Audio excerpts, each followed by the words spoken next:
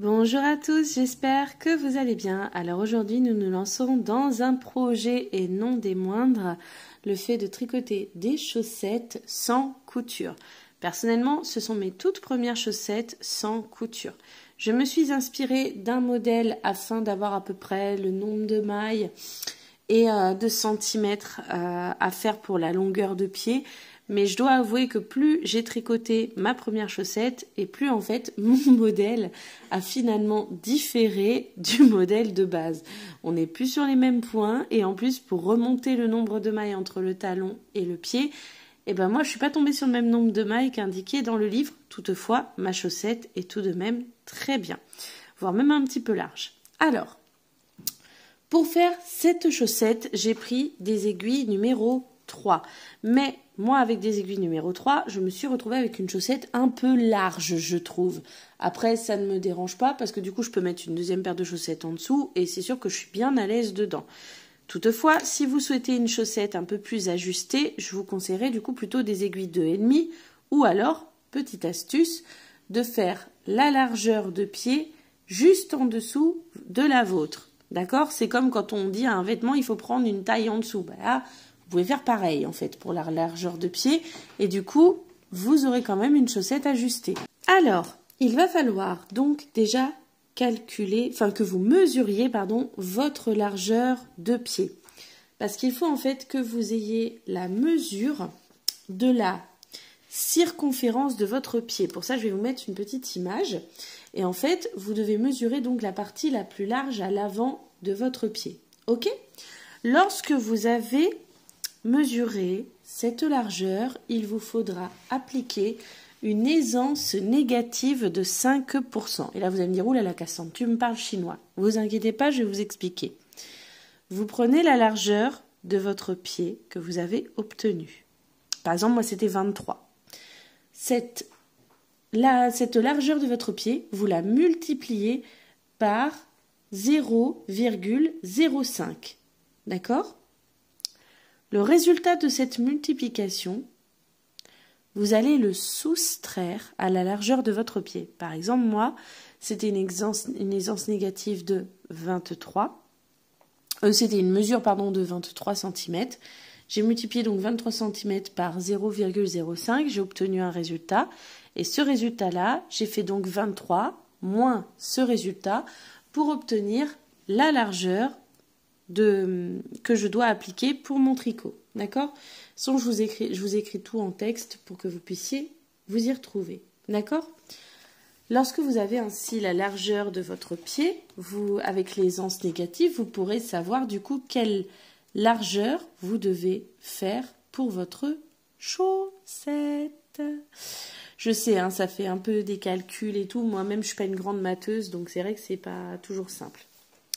Par exemple, pour la taille XS, c'est à peu près une circonférence avec l'aisance négative, donc en ayant enlevé de 17 cm et demi, pour la taille S de 19, pour la taille M de 20, pour la taille L de 21,5 et pour la taille XL de 22,5. Voilà. Moi, par exemple, je me suis retrouvée à peu près autour de 21 cm et demi. Et du coup, j'ai monté les mailles, que je m'y retrouve. Excusez-moi, c'est la fatigue. J'ai monté les mailles pour une taille personnellement L, mais en fait, je me rends compte que j'aurais très bien pu monter les mailles pour une taille M vu que j'étais en aiguille numéro 3. Et du coup, j'aurais eu une chaussette plus ajustée. Mais bon, je regrette pas parce que je suis bien dans ma chaussette. Et ça, c'est important. Alors, pour la taille XS, vous allez monter sur vos aiguilles 56 mailles. Pour la taille S, 60. Pour la taille M, 64. Pour la taille L, 68. Et pour la taille XL, vous en montez 72. D'accord ? Lorsque vous avez monté vos mailles, vous allez tricoter en côte 2-2 en cercle fermé en Magic Loop.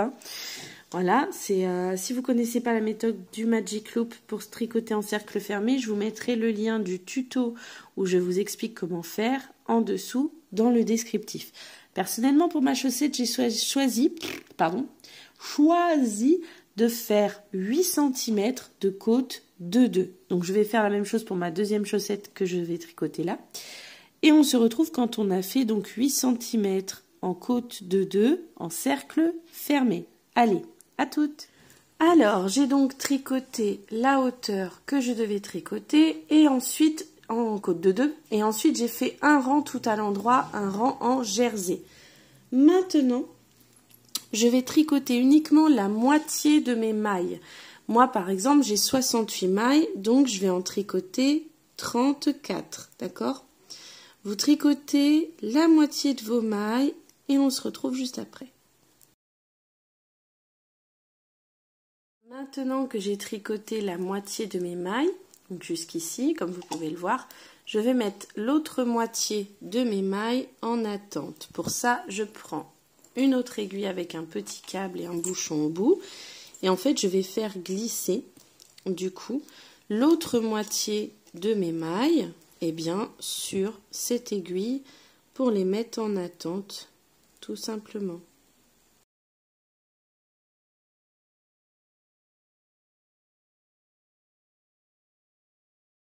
Voilà, j'ai mis un bouchon à chaque extrémité pour être vraiment tranquille et ne plus y toucher. Maintenant, je vais travailler uniquement sur cette moitié-là de mes mailles. Voilà. Personnellement, là, je me retrouve donc avec des mailles à tricoter, comme c'est toujours en jersey, à l'envers. Donc, je vais tricoter, hop, toutes mes mailles à l'envers. Je fais d'abord glisser ma première maille et je les tricote toutes à l'envers. On ne travaille que sur la moitié de nos mailles pour l'instant, hein. On laisse vraiment les autres en attente, on n'y touche pas. Alors maintenant, deuxième rang, un petit peu technique mais rien de bien méchant. Vous allez faire glisser votre première maille comme si vous alliez la tricoter à l'envers, c'est-à-dire en la piquant bien comme ceci. On la fait glisser comme si on allait la tricoter en fait à l'envers. Ensuite, on fait une maille à l'endroit. On glisse la maille d'après, pareil comme si on allait la tricoter à l'envers. Une maille à l'endroit, une maille glissée, une maille à l'endroit, une maille glissée, maille à l'endroit, maille glissée, maille à l'endroit, maille glissée. Vous avez compris jusqu'à la fin de ce rang, d'accord? Donc, le premier rang, c'est un rang tout à l'envers. Le deuxième rang, c'est un rang comme celui-ci, là, que je suis en train de vous montrer. Vous allez devoir répéter ces deux rangs pendant encore plusieurs fois, d'accord? Donc, surtout, n'hésitez pas, moi, je note à chaque fois que j'ai fait une répétition, d'accord? Je note à chaque fois. Donc, vous allez devoir, en fait, faire ces rangs-là pendant encore, pour la première taille, 12 fois, pour la deuxième, 13 fois, pour la troisième, 14 fois, pour la quatrième, 15 fois, et pour la dernière, 16 fois. Et lorsque vous aurez fait, du coup, ce nombre de rangs, le nombre de fois indiqué, nous attaquerons la suite. Voilà. On se retrouve juste après. Alors, j'ai tricoté le nombre de rangs, de répétitions de ces deux rangs que je devais tricoter. Puis ensuite, j'ai fait un rang à l'envers. Après, j'ai fait glisser ma première maille et j'ai tricoté un certain nombre de mailles. Je vais vous afficher le nombre de mailles que vous devez tricoter en fonction de la taille. Pour la taille A, vous devez en tricoter 15. Pour la taille B, vous devez en tricoter 16. Pour la taille C, vous devez en tricoter 17. Pour la taille D, vous devez en tricoter 18 et pour la dernière taille, vous devez en tricoter 19. Lorsque vous avez tricoté le nombre de mailles que vous deviez tricoter, nous allons maintenant faire ce qu'on appelle un surjet simple. C'est-à-dire qu'on fait glisser une maille, on en tricote une et on rabat la maille glissée par-dessus la maille tricotée. Et ensuite, on fait une maille à l'endroit. D'accord ? Personnellement, à cet endroit-là, pour me repérer, je je regarde bien parce qu'il y aura un petit écart en fait. Allez, on tourne maintenant notre travail comme ceci, ok. Maintenant, nous faisons glisser une maille à l'envers. Nous faisons 5 mailles à l'envers. 1, 2, 3, 4 et 5. Ok. Ensuite, nous tricotons 2 mailles ensemble à l'envers. Et à nouveau, une maille à l'envers. On tourne notre travail. Hop. On fait glisser la première maille à l'endroit. Ensuite, on va tricoter en fait jusqu'à être arrivé une maille avant le trou. Vous voyez, ça fait un trou ici. Et bien, on va tricoter jusqu'à arriver là, à la maille juste avant la maille du trou en fait.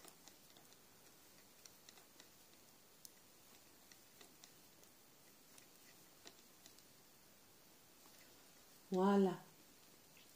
Donc, nous sommes arrivés là, la maille avant le trou.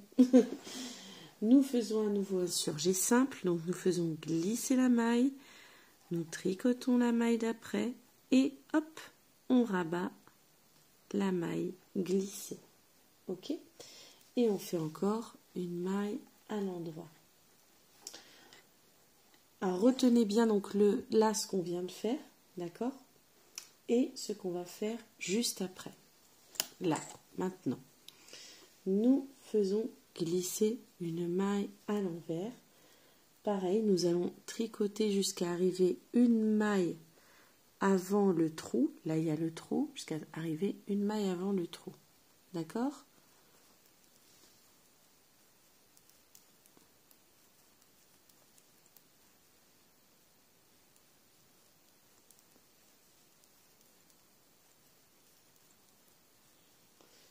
Voilà. Lorsqu'on arrive ici, on tricote la maille et celle d'après ici ensemble, toutes les deux.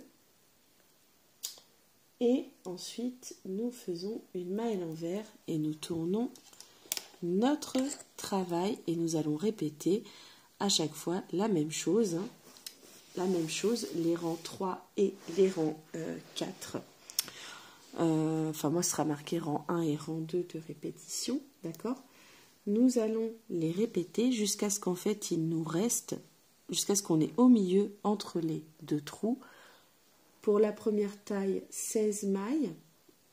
Pour la deuxième taille, 18 mailles. Pour la troisième taille, 18 mailles aussi. Pour la quatrième taille, 20 mailles. Et pour la dernière taille, 20 mailles aussi. Et lorsque nous serons arrivés là, nous nous retrouverons. Voilà. Alors, j'ai donc fini le travail du dessous de mon talon, comme vous pouvez le voir ici. Maintenant, je vais devoir relier cette partie-là et cette partie-ci en relevant des mailles tout du long. D'ailleurs, vous pouvez le voir, j'ai même mis une aiguille ici qui va me servir après, puisque pour l'instant, je vais encore me servir de cette aiguille-là. Hop, alors...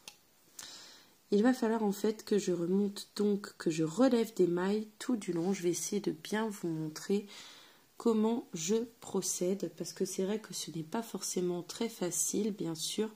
Il faut prendre son temps, on n'est pas pressé et ça va bien se passer. Alors, moi je vais venir donc piquer, vous voyez ici j'ai la boucle où passe mon fil et là j'ai le petit V juste ici, là. Je vais venir piquer dedans, j'enroule mon fil, j'essaie de le tenir, vous voyez, avec un doigt pour ressortir comme ceci. Et je vais faire la même chose dans celui juste à côté là, ici, exactement pareil, en prenant mon temps, en tenant bien, voilà, comme ceci. Hop. Ah bah alors, ah, si c'est bon. Donc je vais faire ça en fait tout du long jusqu'à ce que j'arrive à l'autre bout.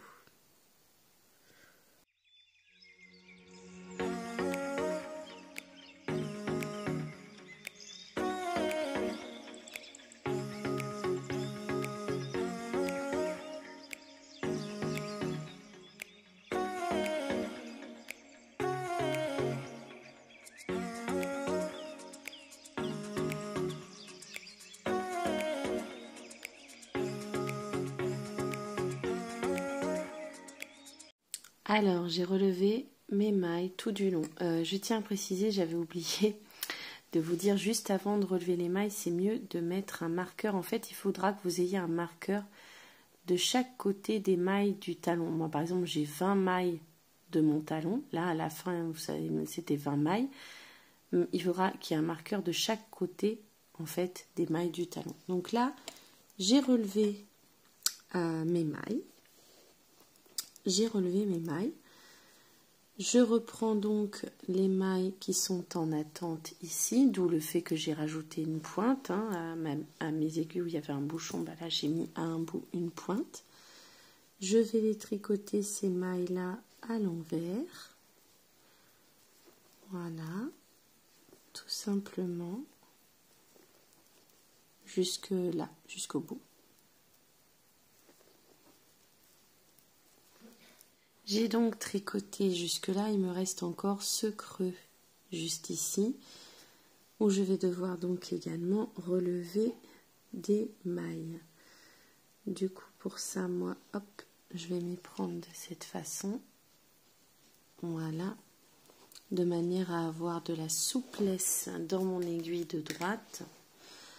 Et je vais reprendre exactement le même principe, c'est-à-dire que je vais repérer donc, hop, ici dans le long, il faut que je me repère, que je prenne le temps d'observer et que je repère. Alors, ici, j'ai donc ma boucle et je vais piquer juste en dessous. Alors, je vais me repérer ici, voilà.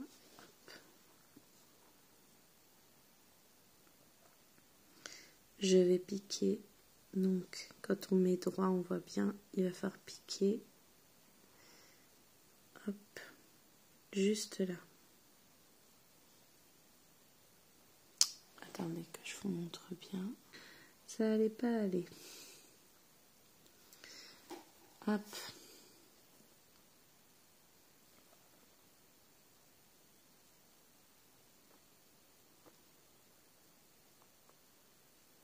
Voilà, comme ça. Voilà. Et on ressort.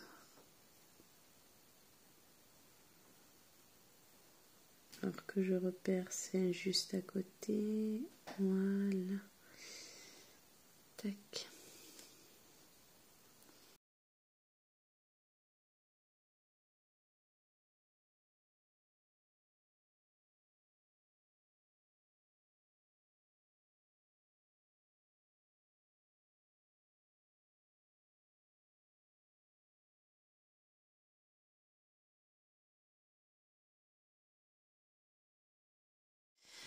Alors, comme vous pouvez le voir, j'ai fini de remonter mes mailles de chaque côté. Au fait, autre petite précision, si comme moi vous souhaitez faire le dessus de votre pied en point de sable, je vous conseille de mettre un marqueur de chaque côté des mailles que vous aviez laissées en attente. Moi, par exemple, j'avais laissé 34 mailles en attente.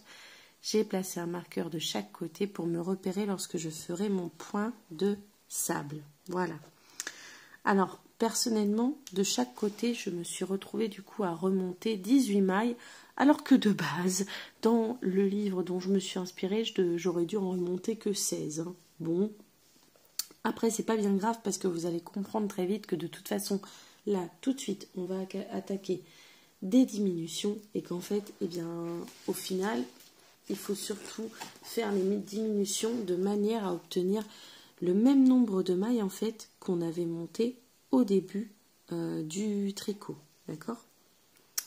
Donc voilà, donc là, hop, on a remonté nos mailles et on va venir finir notre rang ici. Alors je vais quand même rajouter, là pardon, désolé j'ai fait bouger la caméra. Je rajoute un marqueur ici pour remonter, pour en fait repérer les mailles de mon talon. Donc ici c'est les mailles de mon talon. Et là, entre les deux marqueurs-là, ce sont les mailles de... Zut. De mon dessus de pied. Voilà. Je vais y arriver. je vais y arriver. Hop, alors je vais faire passer ici, tac, là voilà. Ah, le début de mon rang il se fait là. Bon, je vais d'ailleurs mettre un deuxième marqueur côte à côte. Oui, je sais, c'est pas très gracieux, mais c'est pour repérer que ici c'est vraiment le début aussi de mon rang. Donc là, hop, je vais maintenant tricoter les mailles de mon talon. J'ai donc tricoté les mailles de mon talon. Là, je fais 1, 2, 3 mailles à l'endroit. Ok. Puis ensuite, je vais tricoter, hop, 2 mailles ensemble. Ensuite, je vais tricoter jusqu'à atteindre, hop, voilà, 3 mailles avant ce marqueur, 5 mailles, pardon, 5 mailles avant ce marqueur ici, là, avant notre bout, 5 mailles avant. Et on va travailler donc ici les mailles entre les deux marqueurs du dessus du pied en point de sable. Si vous ne connaissez pas le point de sable, franchement c'est un point extrêmement simple, donc n'hésitez pas à aller voir le tuto. C'est très très simple le point de sable et je trouve que ça apporte une vraie touche supplémentaire sur le dessus des chaussettes. Donc il y a uniquement le dessus entre ces deux marqueurs qui se travaillera en point de sable. Donc là je tricote jusqu'à ce qu'il me reste 5 mailles avant la fin de mon rang en fait, la fin de mon tour.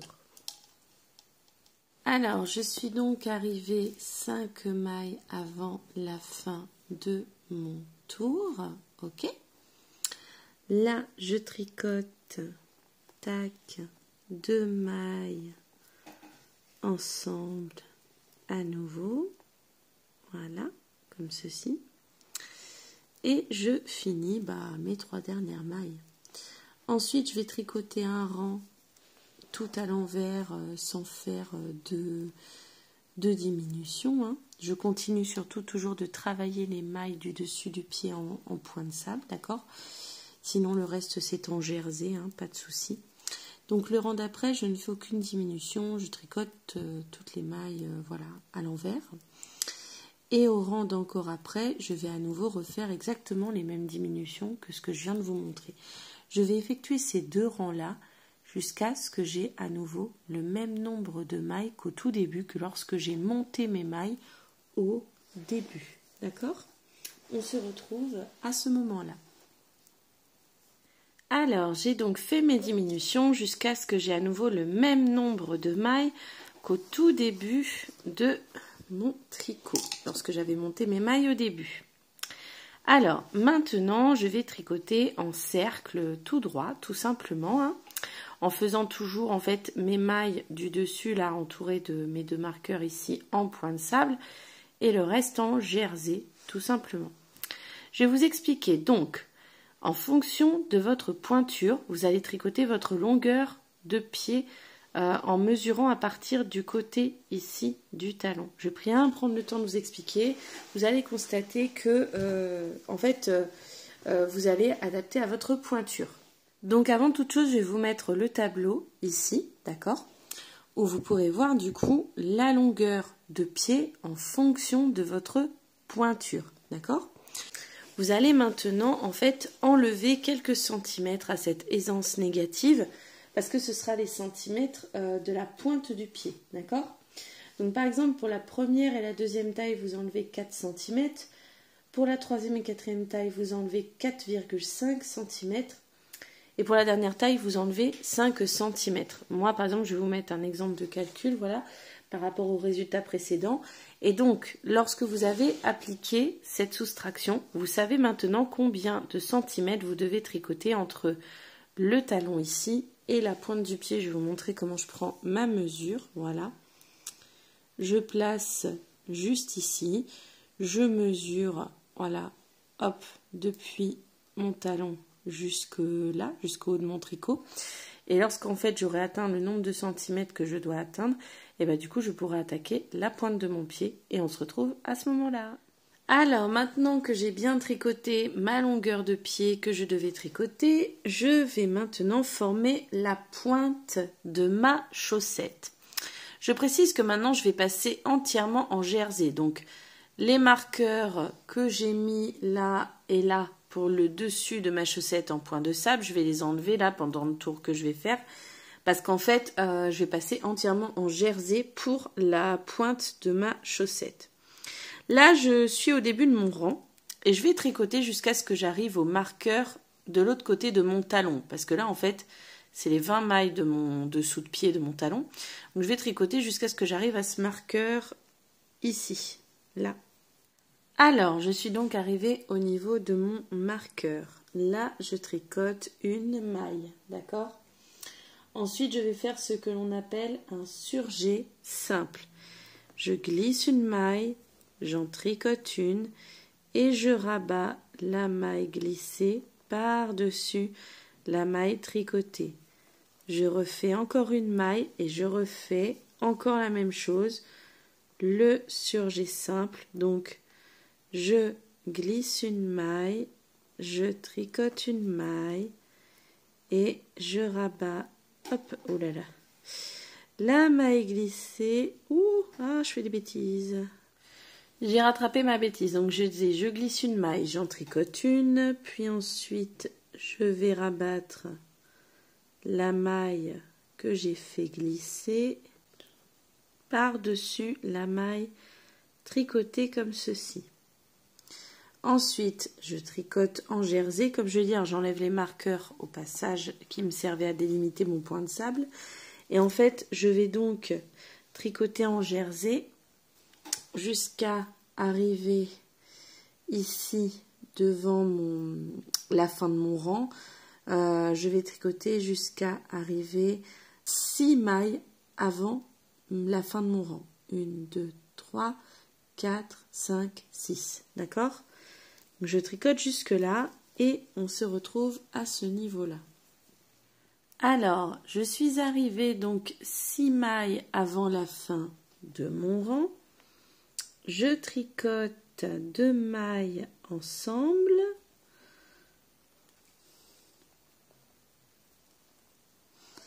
Ensuite, une maille normalement et à nouveau, je refais 2 mailles ensemble.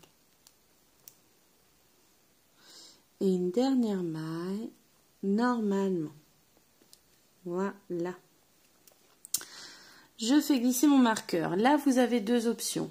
Si, comme moi, vous êtes en aiguille numéro 3, personnellement, je vais tout de suite renchaîner à refaire exactement les mêmes diminutions. Si jamais vous êtes sur des aiguilles 2,5, vous pouvez mettre un rang tricoté normalement avant de refaire un rang de diminution. D'accord ? Tout simplement parce que sinon, vous risquez d'avoir une pointe de pied un peu serrée. Vous devrez donc faire ces diminutions jusqu'à atteindre un certain nombre de mailles. Pour la taille A, jusqu'à avoir 20 mailles. Pour la taille B et C, jusqu'à avoir 24 mailles. Pour la taille D et E, jusqu'à avoir 28 mailles. Voilà.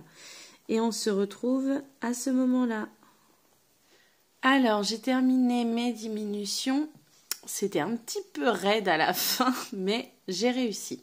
Bon, j'ai les marqueurs de mailles de mon début de rang et fin de rang qui se sont enlevés, mais c'est pas grave parce qu'ils vont plus me servir. Même celui-là, je vais l'enlever après. Je vais vous expliquer maintenant. Il va falloir diviser le tricot en 2. Il va falloir que vous ayez au-dessus et en dessous autant de mailles, voilà, de chaque côté. Moi, par exemple, je suis à 28 mailles. Il va falloir que j'ai 14 mailles au-dessus, 14 mailles en dessous. Donc, je vais compter. 1, 2, 3, 4, 5, 6, 7, 8, 9, 10, 11, 12, 13, 14. Voilà. Je vais faire passer comme ceci mon câble, de façon à avoir 14 mailles au-dessus, 14 mailles en dessous. Je vais vérifier d'ailleurs. 1, 2, 3, 4, 5, 6, 7, 8, 9, 10, 11, 12, 13, 14. Parfait. J'ai bien des mailles, autant de mailles au-dessus qu'en dessous. Je vais enlever mon petit marqueur, s'il veut bien. Hop. Voilà. Alors, hop.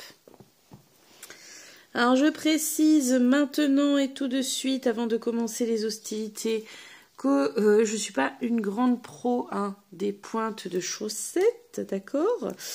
Ma première pointe de chaussette, elle est là.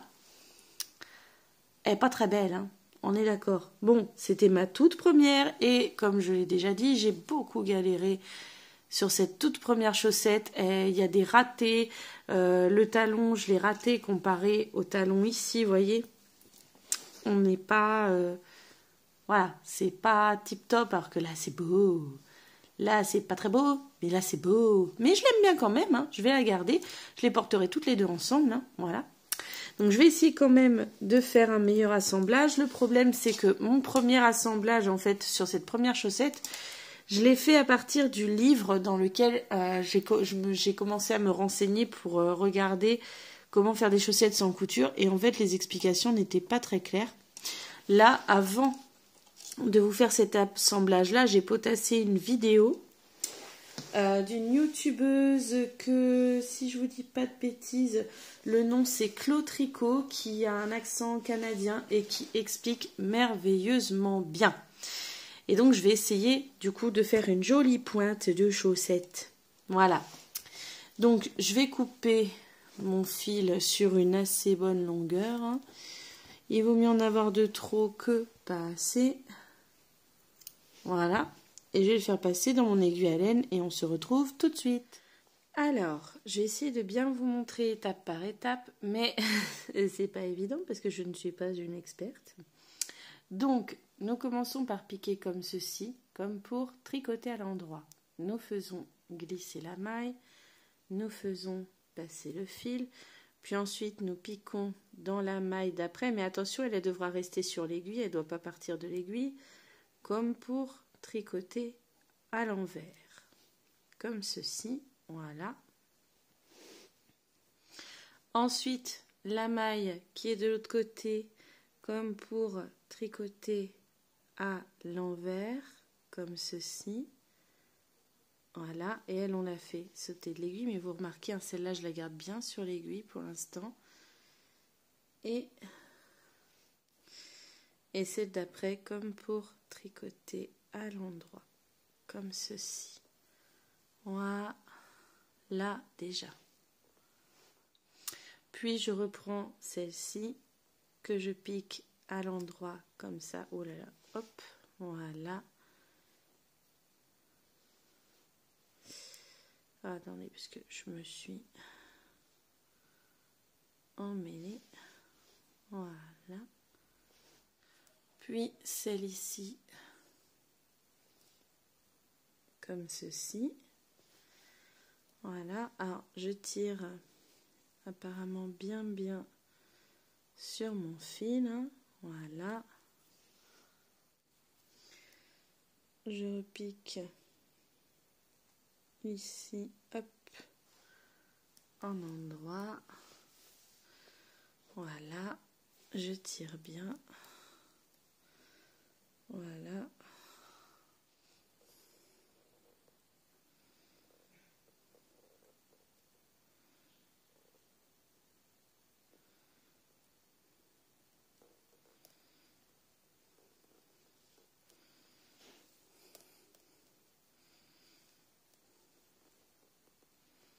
Bon, j'ai fait d'un bout à l'autre, mais soyons clairs, je crois que j'ai encore de bons gros progrès à faire sur la pointe du pied. Donc voilà. Mais bon, c'est déjà ça. Moi, je suis quand même contente de ma chaussette. Hein. J'en suis contente. Elle n'est pas parfaite. C'est sûr qu'il y a du progrès à faire. Mais voilà, c'était ma première chaussette sans couture. Pour l'assemblage de la pointe, hein, n'hésitez pas à essayer peut-être de regarder d'autres méthodes. Mais voilà. Des bisous à tous!